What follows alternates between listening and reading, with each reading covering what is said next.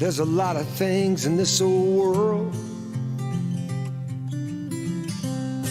that just do not make sense. Like why there's so few believers on the firing line, while so many others sit the fence. But if you want to know where the Word of God stands, and believe it wants to use your feet and hands, it's time to take your faith out of the seats and into the streets, and come along with me. If you only look, then you will see on WCN-TV.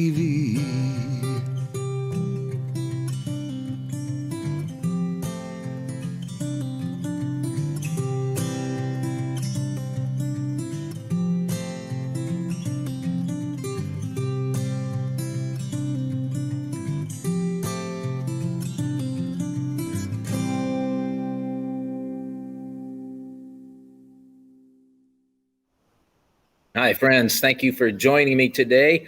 I am honored, blessed, and privileged to be hosting the WCN-TV program, the live show.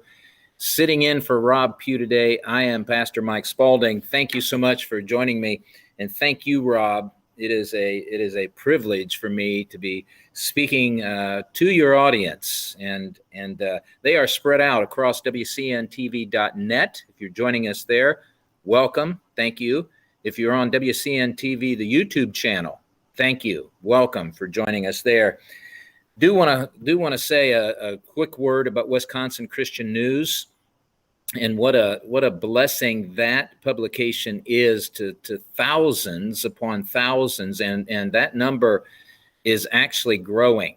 The Wisconsin Christian News, I did not ask Rob specifically for publication numbers, circulation numbers, but I know the last couple of times that we've chatted about that, those numbers are increasing, and that is a wonderful thing to see. And the reason for that, friends, the reason is that the Wisconsin Christian News is a no-holds-barred publication, bringing you breaking news, very, very pointed, blunt Christian commentary on issues and events that are going on in our nation, and Rob and Lisa putting this paper together month after month after month.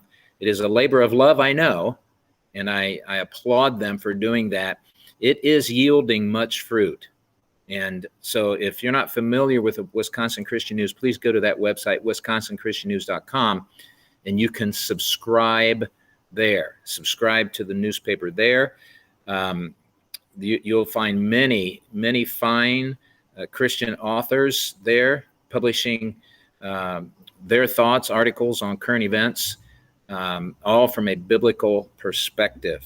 So I would encourage you to do that. My article this month, in fact, was called The Great Exchange.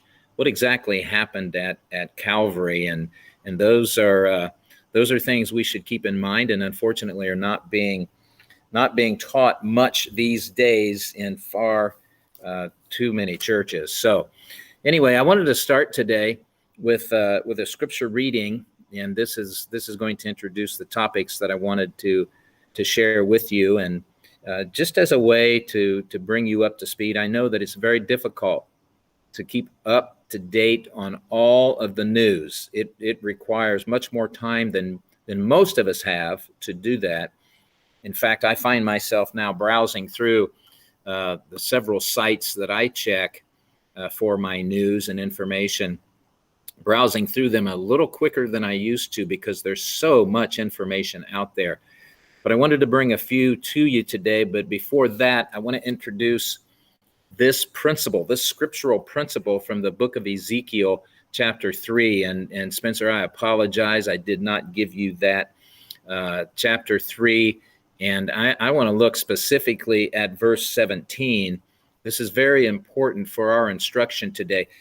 Now, I know that there are folks out there that surprisingly, they don't study the Old Testament. I even hear comments from people such as, well, why would I study the Old Testament? That doesn't have anything to do with the church. Well, I remind you that in both the book of Romans and in the book of 1 Corinthians, Paul makes the comment that the things that were recorded concerning God's people Israel, those things were written for our instruction. They were chronicled so that we might learn, so we might be equipped, and in some instances, so that we wouldn't repeat the same mistakes. In others, that we might follow their example. So that is all the explanation that I need to be studying the Old Testament. But beyond that, how in the world do you expect to understand the New Testament if you don't understand the Old? So in the book of Ezekiel, chapter 3, verse 17, this applies to all of us, friends, every one of us.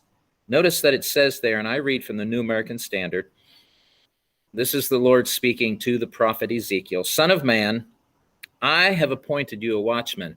Now there are several things. This is the first point. God appoints us as a watchman. What is a watchman exactly? Well, a watchman is someone who surveys the horizon looking for signs of trouble, looking for signs of the advancement of evil, looking to see if the enemy is approaching, and then warning people. So the first thing that we understand as believers, brothers and sisters, is that we are all watchmen. We are all called to understand the times in which we live so that we can be informed about the actions that are necessary to take. So God appoints us to that position as a watchman. He says, "I've appointed you a watchman to the house of Israel." That's in the context of Ezekiel, of course. In our context, God has appointed us, American Christians, as watchmen to America, to Americans. He's appointed us a watchman. Notice the word whenever. Whenever you hear a word from my mouth. Whenever. When it's convenient, when it isn't convenient. Some of you have had this experience before. The Lord has told you to share something with someone, and you've hesitated. Perhaps some of you have actually just neglected to follow the Lord's commands. Well, as a watchman, when the Lord speaks a word to us, we are to speak that word faithfully and truthfully, not trying to obfuscate it, not trying to sugarcoat it, not trying to make it harsher than what it really is, but just sharing whenever. And the reason for that is this: God's timing is always perfect. If he is wanting us to share something with someone on a particular day, it's because God has already preceded us in working in the life of that person or those persons, and they need to hear that word that God has given to you to share with them. So whenever, when it's convenient and when it isn't convenient, when you want to, when you don't want to, share whenever. And notice that you are sharing a word from his mouth. You are sharing his word. You're not sharing your opinion. You're not sharing your perspective. You're sharing what God has given you. Whether you understand that perspective or God's viewpoint or not, you're to be faithful to share the words that comes from God's mouth. And notice that in many instances, what you will receive from the Lord and you are to deliver to other people as a watchman is in fact a warning. It is a warning from the Lord. And then we won't take time to look at it because I want to get to some of the news articles that I've gathered for your equipping today. You can read this on your own, but verses 18 through 21 will show you that a watchman is to warn both the wicked. That's what it says in verse 18 and verse 19. The watchman warns the wicked, but the watchman also warns the righteous. And that's verses 19 or verses 20 and 21. The wicked, 18 and 19, the righteous in 20 and 21. There are many people today that I would give them the title as evangelist to the church. The church, friends, as sad as this makes me to say, the church needs evangelized. in a good many instances. And we see that right here in Ezekiel chapter 3. So thank you for that, Spencer. I'd like to go to real American curriculum first and share with you. Some of you are familiar with what critical race theory is in content, in practice, in principle. What critical race theory is, what it's based on. And some of you have been doing your homework, you've been reading up on this, and you understand that there is a huge push coming from the government down. The government of the United States, the federal government, has gotten behind critical race theory and is pushing it through the Department of Education. And then the Department of Education is pushing it down through state governments. Now, there have been several governors, state governors, that have refused to allow this poison, and that's exactly what it is. Critical race theory is satanic, demonic poison for the soul of America's children. And some state governors have refused to allow that. And so I applaud them for that. And from that article, and I would encourage you, there's the link. And Spencer, I would believe that you'll put these links in the show notes for folks to follow up. Yes, sir. Thank you. So if you read this article, what you're going to read is that the prevailing narrative of racial grievance has been corrupting the instruction of American history and the humanities for decades. It's just now come out in the open in the last several years. It has accelerated, the article says, dangerously over the past year, coinciding, of course, with the illegal, unlawful removal of Donald Trump as the president. And I'm not going to go down that road. I think we all understand what happened in the 2020 elections, and I'll be saying more about that in another program. But the most damaging effects of critical race theory, of this instruction, falls on lower income minority children who are implicitly told that they are helpless victims with no power or agency to shape their own futures. Now, friends, that is a mouthful right there, and it is nothing more than the continuation of the overreach of the federal government, creating a nanny state, really creating an entire class or community of people who are told that they're helpless, that they cannot do anything absent the government's interference. I'll call it interference. They'll call it assistance. But the government interference. We are raising children now to believe that just because they've been born Black or Hispanic or Oriental, Asian, that they're somehow victims. And that is a lie straight out of the pits of hell, friends, and smells like smoke, I might add. Conversely, we're teaching a whole generation of children that because they're born white, they are racists automatically. No questions asked. This is one of many dangers within critical race theory, is it assumes what it sets out to prove. Its starting point is what it wants to prove. That's called in philosophy circular reasoning, and it is absolutely erroneous. It's wicked and it's evil. It is a strategy that has been intentionally launched against America's children. I could quote many, many dictators, tyrants down through the years that have stated clearly that he who controls the minds of the children will control the nation.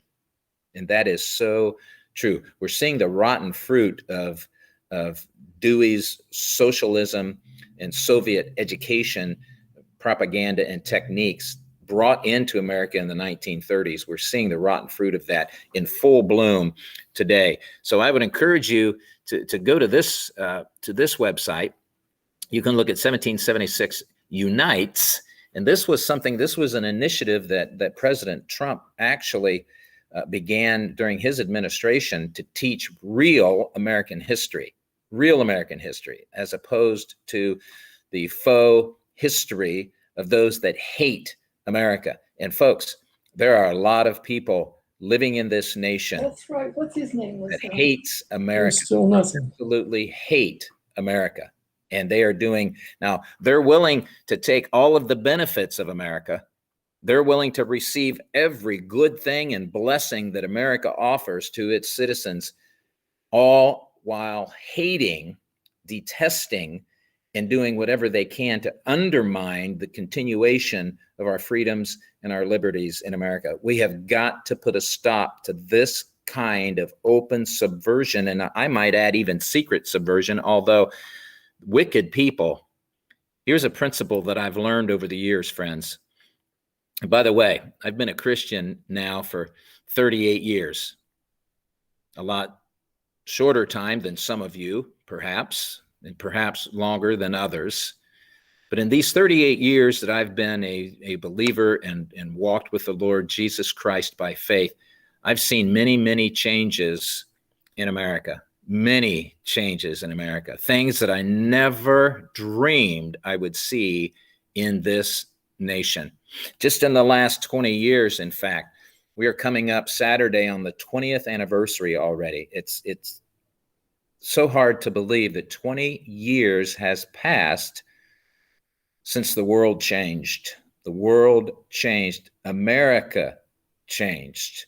And might I add that America changed not for the better, but for the worse.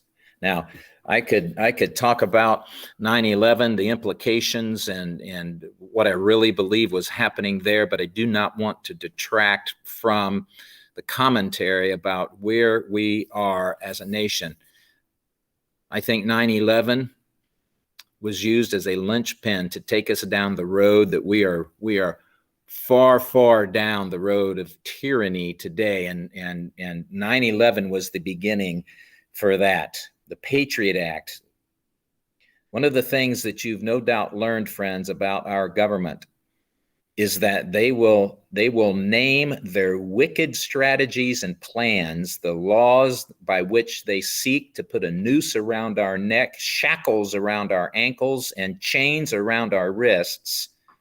They will name these things in the most innocuous ways and terms with phrases that, how could anyone oppose that? The Patriot Act. Well, that sounds patriotic and American. Well, friends, I'm telling you that it was exactly the opposite.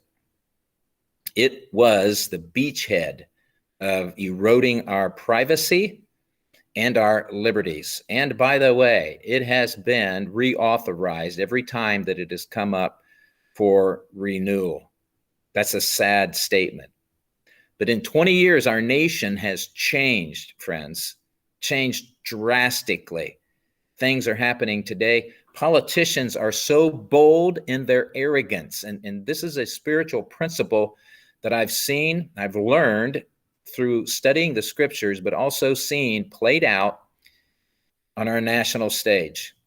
When evil people begin to believe that they cannot be stopped, when wicked and evil men and women believe that they have won the day, that they have enough influence, enough wealth, enough power, enough support, when they begin to believe all these things are true, then they become very open about the wickedness that they are going to push on the rest of us. I call it demonic arrogance. Would you agree with me, friends, that today we are seeing a level of wicked, demonic arrogance out of politicians, out of world leaders, out of government organizations, out of global organizations that defy reason, defy logic? It's because they don't care any longer. They think they have the power and the backing to put us all in chains. That's what we're seeing today. That's what's happened in 20 years, in 20 short years. Now, we could shorten that even further and say in 9 short months, the Biden presidency, this administration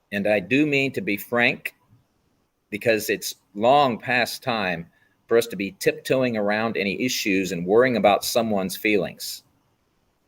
But this current pandemic that I call a scam-demic needs to be addressed, and needs to be addressed forcefully all across America by Christians and patriots speaking the truth about what is happening today. There is a healthcare crisis. Spencer, there's an article there, Crisis in Healthcare, that we can go to. There is a crisis in healthcare. Now, I know this personally, friends. I know this from personal experience. I am blessed with 5 sisters, 4 of which are nurses in varying capacities. I have 4 daughters. 2 of them are in healthcare. I have a front line seat to understand what is happening in our healthcare organizations all across this nation. Now, have you noticed, friends, have you noticed that the federal government has refrained from trying to mandate? It's coming. They're mandating for federal employees. And that's within their purveyance, their jurisdiction to do that. But they're allowing governors secretly behind the scenes, and again, I know this is true as well. They're allowing governors, and I'll name mine here in Ohio, Mike DeWine, who is the classic example of a rhino. He is a socialist, Marxist, dictator wannabe. That's who Mike DeWine is. What they are doing, the federal government is allowing governors to have conversations with heads of corporations in the medical industry, in the healthcare industry, and telling them in no uncertain terms that they expect them to enforce a mandate for the jab amongst all their employees. See, this is a crisis that has been deliberately created by those who are trying to topple America. The strongest economy, the most thriving economy in our nation's history, has been captured and is in the process of being destroyed by, again, these people that hate America. Now, this is all part of the plan for seizing and controlling the citizens of America. And if this sounds like too much drama for you, then I would encourage you to start reading, studying, and understanding what is really happening in America today. We are the last outpost of freedom, friends. America is it. If we fall, it's game over. We're the only obstacle, the only thing that stands between global dominance from these satanic leaders, be it in China, be it in Russia, be it in England, be it in South Africa. You name the nation, they are captured operations. Now, some would argue that America is already a captured operation. And to some degree, I would agree with you. There are many, many people in very high, powerful places that are our enemies. However, there are millions, and I mean millions, of armed patriots and Christians who are not going to go down without a fight. And they know that. And that's why they have to develop a different strategy for America than what they're doing in other nations, Australia, New Zealand, for example. The governments in those nations are criminal, clearly criminal. In America, we're in a little different situation. However, this healthcare crisis has been deliberately provoked. It is being deliberately created through these mandates. Our healthcare workers, think of this, friends, our healthcare workers 15, 16 months ago, they were all heroes. Heroes. We celebrated them.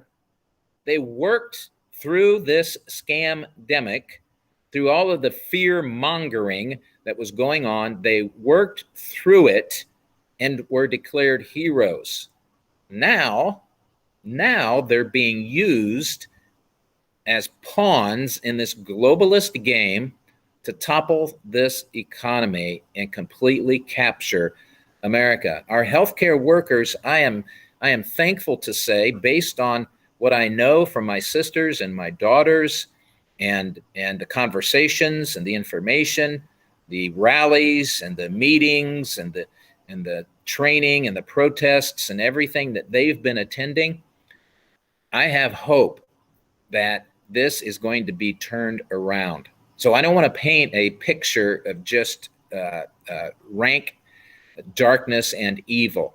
I have hope that we can turn this around, but it's going to take a very strong, a very loud, a very vocal group to push back. Spencer, I see we're at the bottom of the hour. Do we need to go to a break? Thank you. Pornography is a destructive force. It destroys individuals, families, and fuels the out-of-control demand for sex trafficking. 45% of Christian families say porn is a problem in their home, but why aren't churches and public schools talking about this? Fear. People who view porn think they're the only one. It's a lie. Statistically, more people view porn than who do not and struggle in silence. www.linfrederick.com. You can find the book I wrote about my own battle with porn and the presentations that I do for churches and public schools. linfrederick.com. At the McClario firm, it all starts with family. We are here to serve you and your family, online or in person. Call today for a free consultation. The McClario firm, your law firm for life. Are you a parent, mentor, or youth leader searching for meaningful books to engage your middle and high schoolers? Look no further. The books in the Off the Itinerary series by author M. Liz Boyle are receiving outstanding reviews for their compelling plots and strong Christian themes. Avalanche, Chaste, and soon-to-be-released Ablaze are available on Amazon and at most bookstores. Check out mlizboyle.com for discussion guides to accompany each book. This is Leighton Howerton, and I've learned a lot from my monthly subscription to the Wisconsin Christian News.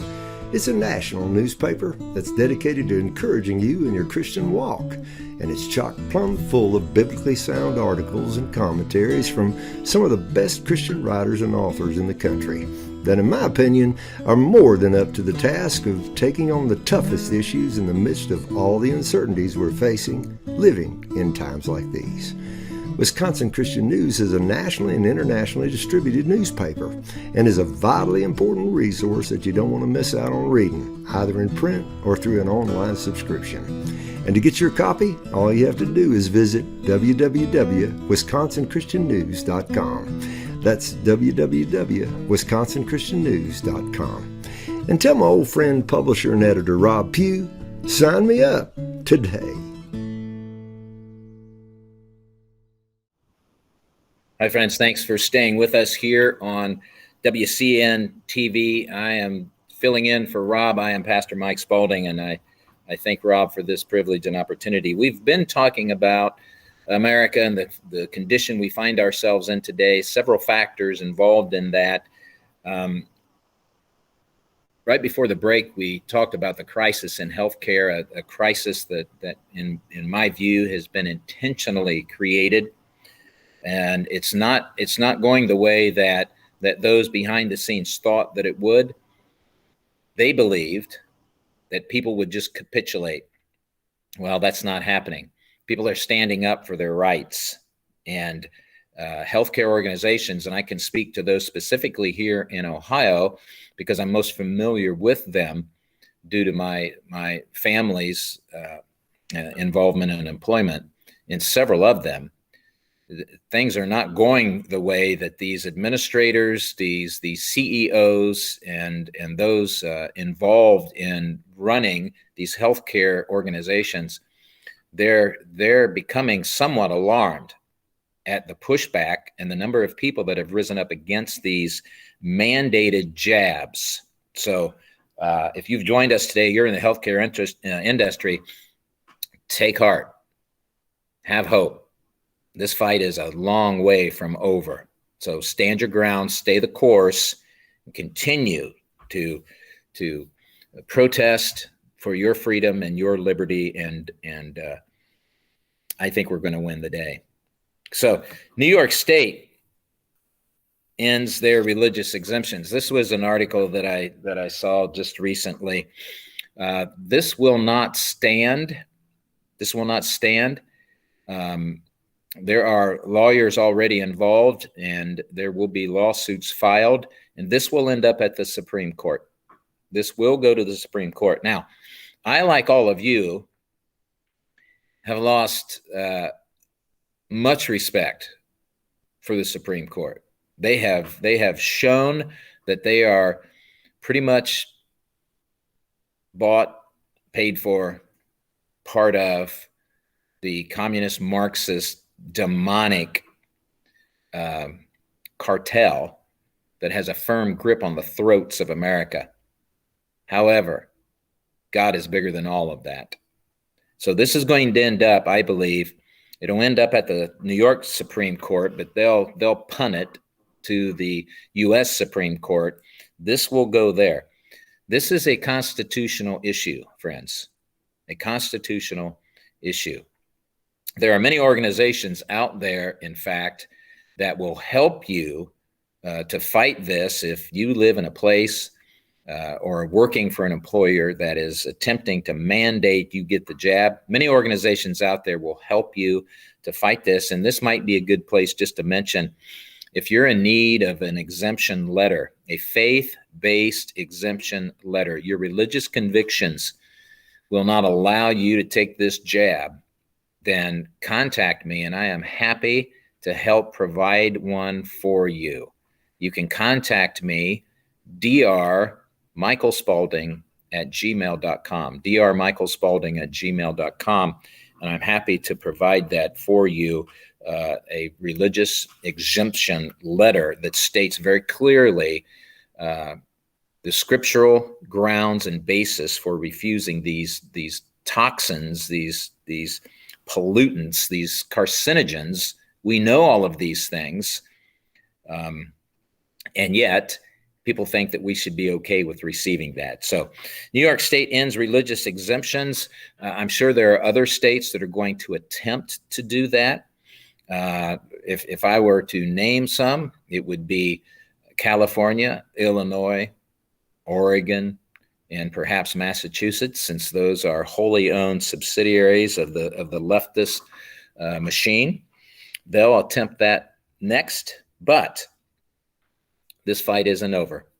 So out in Oregon, I just named Oregon. Out in Oregon, police and first responders have sued the state because the governor out there, Kate Brown, who is a flaming liberal, has attempted to run roughshod over the rights of firefighters, EMTs, police officers, because in her view, they work for us, and so they'll do what they're told. Well, guess what, Kate? You are sadly mistaken. And this needs to happen all across America. When these governors overstep their bounds, they need to be put in their place, and they need to be put in their place swiftly and as loudly as possible. Because one thing that politicians understand, friends, they understand negative publicity. They understand poll numbers. They understand loss of support. Those are the things that they pay attention to. And right now, that needs to be brought front and center, as the saying goes. So applauding those first responders there in Oregon, the police and fire, who have gathered together and said, nope, we're not going to do this. Instead, we're going to sue. So even in Japan, I saw this article the other day, a medical doctor, a director of a medical organization there in Japan tells doctors to begin to prescribe ivermectin for COVID treatment. Now, I shouldn't be laughing. I really shouldn't. The reason I'm laughing is because here in America, doctors have been warned, off the record, of course, that if you prescribe this, we're going to come after you, up to and including trying or attempting to take away your medical license. Meanwhile, in other places on the earth, we have doctors and professional healthcare people who aren't afraid, and they're going to do what they know is right for the treatment of their patients. So much applause to Japan, to this medical doctor, chairman of Tokyo Medical Association, who has stood on truth and the well-being of their citizens. In Brazil, how many of you know that a lot of the medical equipment, testing, PRC tests, and even vaccines, even the jab ingredients, it's coming from China. Now, how smart is that, actually? How smart is it? We know where COVID originated. We know how it originated, in spite of the lies of our media and the lies of our government. We know how it originated, where it originated. We know why it was unleashed on an unsuspecting world. China is front and center on all of those things. Their fingerprints are all over this pandemic, this scam-demic. Here's proof positive. Brazil says, no, we are going to discontinue use. Our entire inventory, 12 million doses. You know what I should have done, friends? I should have checked to see what the population of Brazil is. I'm not sure what it is, but 12 million doses. The government of Brazil says, nope, we're not going to do this because the consequences to our citizens is dramatic. Friends, there are many places that you can search today that will give you the statistics, and they are mounting daily. Deaths due to this COVID jab are increasing daily. They're keeping track of them allegedly, the CDC, on their VAERS report, but no one believes that those are actually accurate. Millions of people have been harmed by these jabs.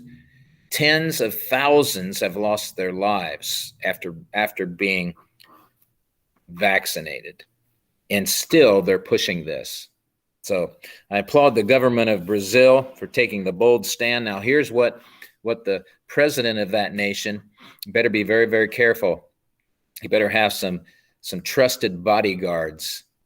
Perhaps you read, it's been 3 or 4 months ago now, three nations of the world, one of them was Haiti, that refused to allow their citizens to be injected with the jab.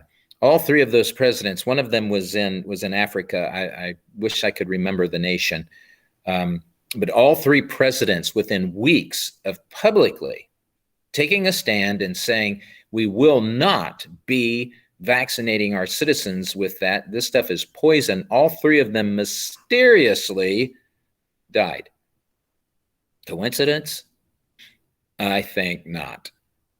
There is evil and wickedness all around today. Spencer, the U.S. has funded the Wuhan COVID research for years, and this should not be news to anybody. This should not be news to anybody. Of course, it'll be news if you get your news from CNN, because they lie through their teeth. If the camera's rolling and their lips are moving, they're lying. And by the way, Fox News isn't too far behind them. But the U.S. has given millions and millions of dollars to the Wuhan COVID Research Center for the development of this virus, but also for the quote-unquote vaccine or cure. Now, don't you think that is, ironic? I know that's being polite, right? It's actually evil. So you're going to create the problem, and then you're going to create the alleged solution. That's more blunt, isn't it? Create the problem and then offer your solution. That's criminal, is what that is. And the U.S. has been involved in that. Our healthcare industry, the CDC, the National Institute of Health, the NIH, all in cahoots with the World Health Organization. All of them have blood on their hands. And of course, I don't need to mention Mr. Fauci, do I? He has been the most discredited and he's not really a doctor to begin with, but the most discredited healthcare figure in American history, perhaps even global history. And then finally, economic fascism. Here's what's happening. Here's where we are going. We are headed towards economic fascism, friends. Now, if you do not understand what that means, fascism is when the government controls all the means of production. It sounds a lot like Marxism, although, and it is very similar, but there are some slight differences between Marxism and fascism. The government controls, not completely, but through intimidation, influence, it controls corporations. Here's an example.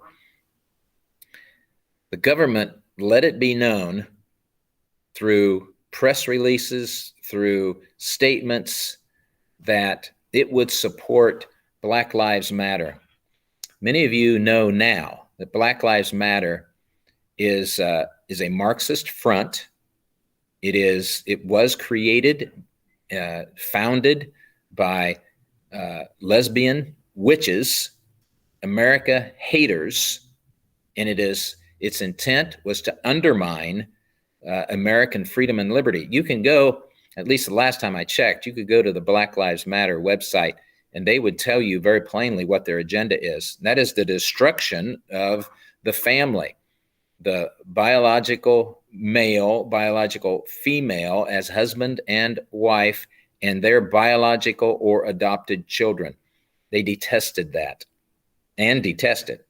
They want to see the complete dissolution of the traditional nuclear family. Black Lives Matter, friends, is a cancer. Do Black Lives Matter? Of course they do. But blacks do not need Black Lives Matter to represent them. Black Lives Matter is nothing but a Marxist satanic front that is using blacks to gain power and control. Fascism comes into play when the government let it be known that they are supporting this nonsense, this evil and wickedness, and all of the corporations, did you notice? All the corporations fell in line and began to donate. I think the Bank of America actually donated $1 billion to the Black Lives Matter organization.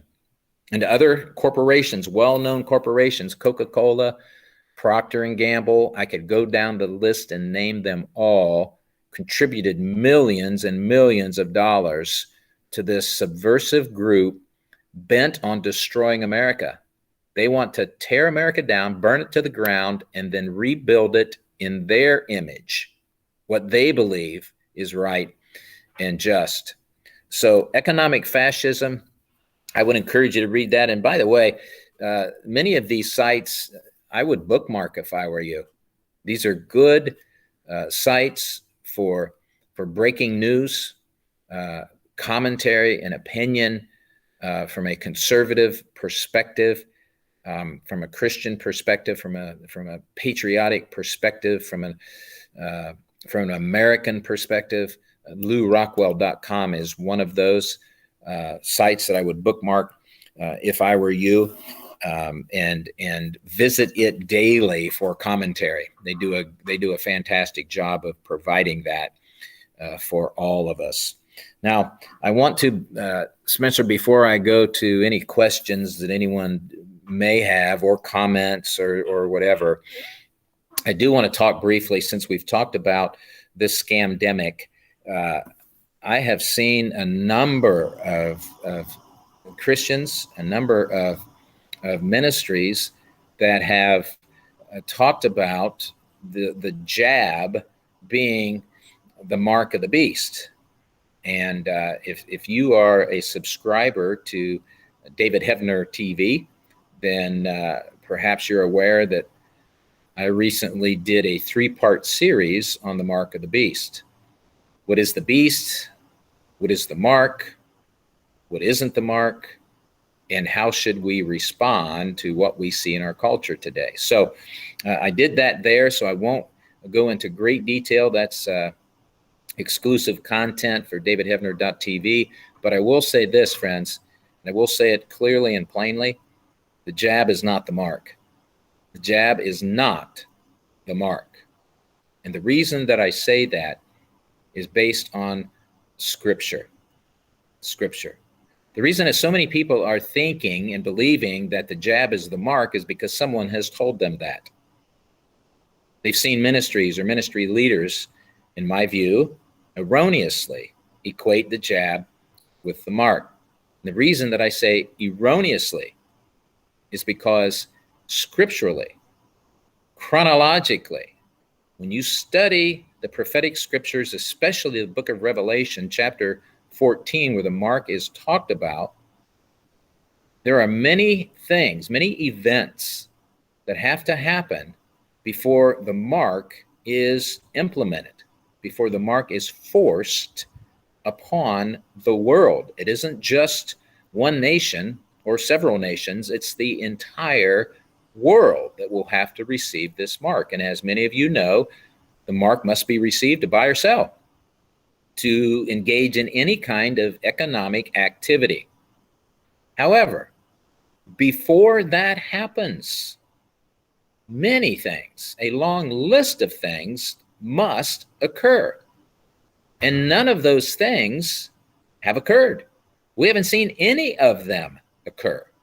And many of them are things that you cannot miss. For example, the Antichrist must arise on the scene. He must be identified. He must broker peace, a 7-year peace treaty between Israel and her Muslim, Islamic, jihadist, murderous, satanic neighbors. Have we seen those two things? No. The Antichrist himself is going to receive a fatal blow to the head, and people will think he died, and then he'll be resurrected.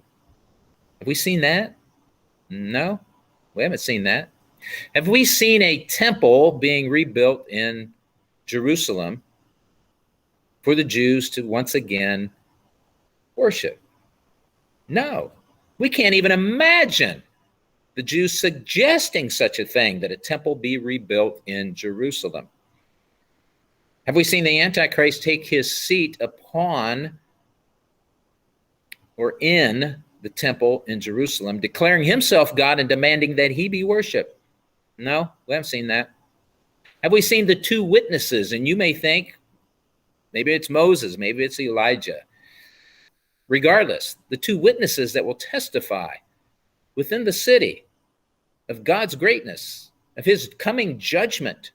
The world will hate these two witnesses, and then they are slain. The scripture says that they lay on the streets of Jerusalem for 3.5 days. The world celebrates this. The whole world celebrates this. They exchange gifts as a part of this celebration. And then at the end of 3.5 days, they are miraculously resurrected and they ascend into heaven. Have we seen that? We haven't seen that. Well, friends, all of this has to happen before the mark of the beast is implemented. And so here's my message. Tap the brakes. Don't give in to the propaganda. Don't give in to the hysteria. Don't give in to the speculation. Don't give in to the sensationalism. Stay rooted in the scriptures. The scriptures are sure. The scriptures are true. They give us a roadmap. Why would we abandon the scriptures now when we know that our world, especially here in America, our world is being overrun by propagandists? Why would we go down this trail? At such a time as this, friends, we have to remain level-headed. We have to remain clear thinking. We have to remain very truthful, blunt in our speech and what we have to say. We have to remind people that, yes, Jesus Christ is coming again. He is coming again. And when he comes again, he's coming as judge. So have you considered your own mortality? Do you know Christ as Lord and Savior? Have you received him by faith? Have you been born again, filled with his Holy Spirit? Are you living for him now? Because if you are filled with his Spirit and living for him now, you should be testifying to all of these things. You should be sharing with people that the time is growing near for his return. And when he returns, he's returning as a judge. He came first as a lamb, the lamb whose blood was shed for the forgiveness of the sins of the world. While there's still time, if you've joined us today and you don't know Christ, receive him now by faith. Simply say, Father, I receive Christ by faith. I believe that what Christ accomplished for me on Calvary's cross brings forgiveness of sins. Trust in his name. Believe in him today and receive him by faith. Your life will be changed. So, Spencer, I'll entertain any questions. I know I spoke with, well, we've got just a few minutes to go. So if there are any questions that I could answer very quickly from those who have joined us in the queue or perhaps on another platform, I'd be happy to try and do that.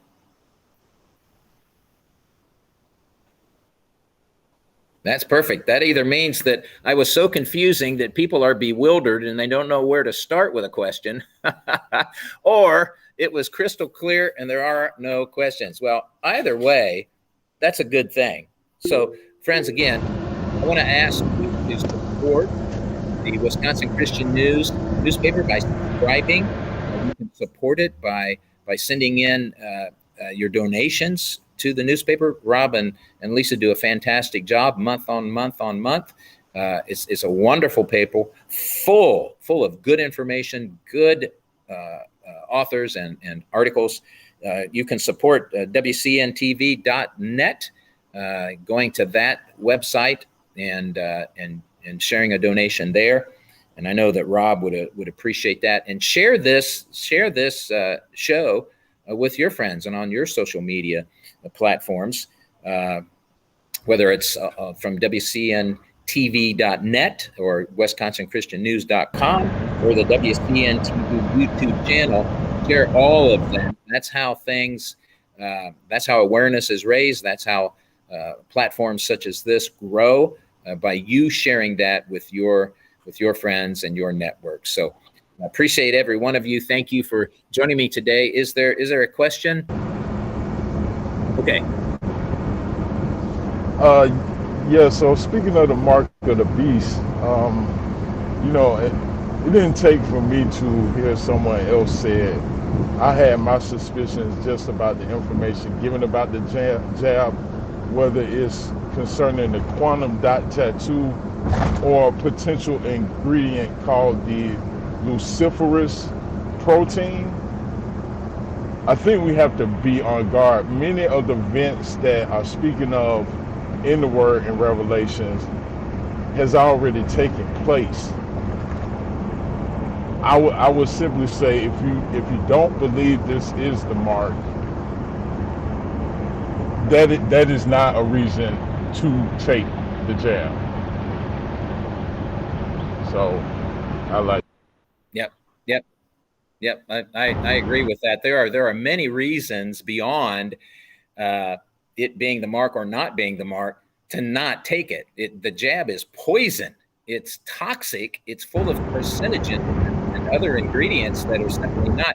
You would not take any of those in an injection into your body separately. In fact, it's well known that if anyone was to inject these things individually or in other ingredients or mixtures into your body, that is criminal. That is criminal, and people could be prosecuted.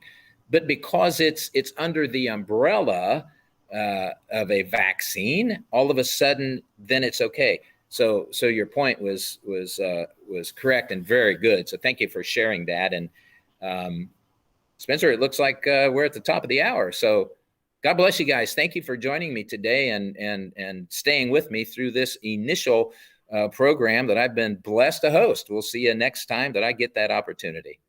Bye now.